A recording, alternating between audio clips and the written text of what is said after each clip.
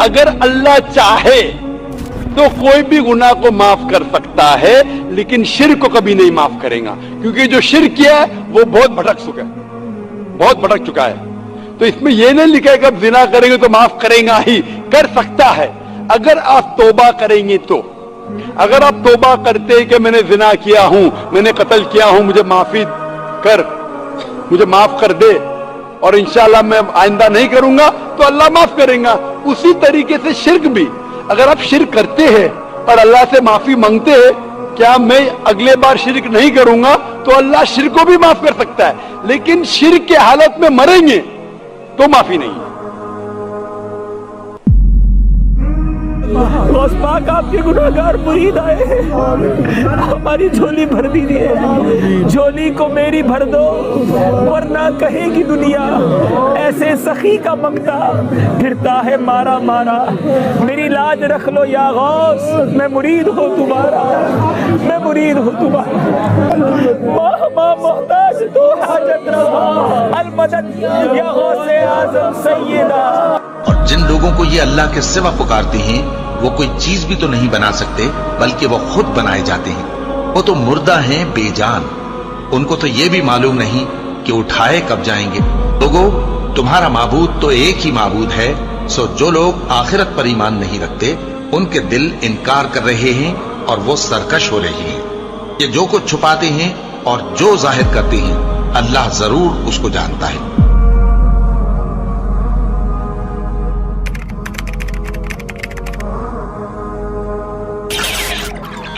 حضور فرماتے من صلی یرائی فقط اشرکا ومن صام یرائی فقط اشرکا ومن تصدق یرائی فقط اشرکا۔ جو نماز پڑھتا ہے دکھاوے کے لیے وہ شرک کر چکا۔ یہ کر چکا کا ترجمہ کیوں کر رہا ہوں؟ اس لیے کہ فعل مضارع ہو تو اس میں اندیشہ ہوتا ہے کہ کام ہو رہا ہے نہیں ہو رہا ہے، پورا ہوتا ہے نہیں ہوتا ہے۔ کر چکا، کوئی شک ہی نہیں، وہ اس شرک کا ارتکاب کر چکا۔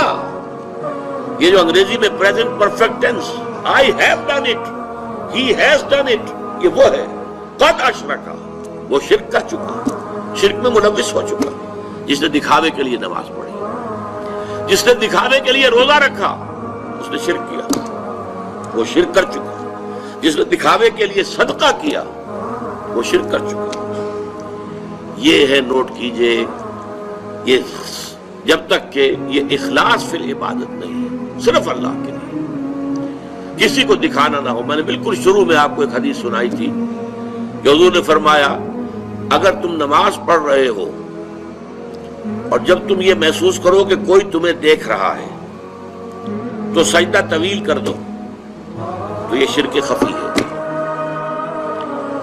آپ نماز پڑھ رہے تھے اپنے مگر، فرض کیجئے آپ کا سجدہ جو ہے 10 سیکنڈ کا تھا، لیکن آپ کو محسوس ہوا کوئی آپ کو دیکھ رہا ہے، someone is watching you۔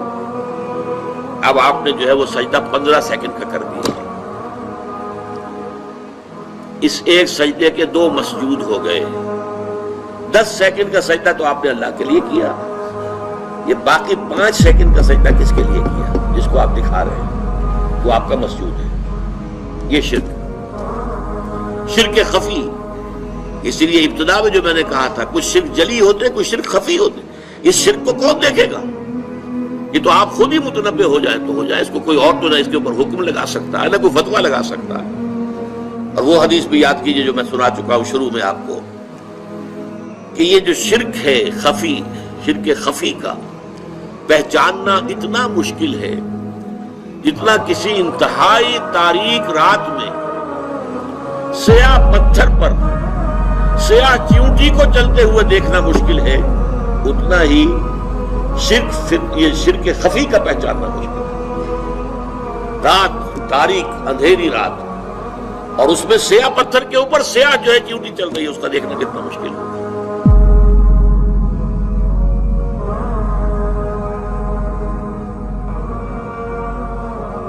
بسم اللہ الرحمن الرحیم۔ دعا خیر تیرا دیار ہے دار السلام یا خواجہ، تجلیاں ہے نئی صبح و شام یا خواجہ، نہ فکر میں نہ غم جام تیرے مستوں کو، तेरी निगाह से चलता है काम या कामयाब।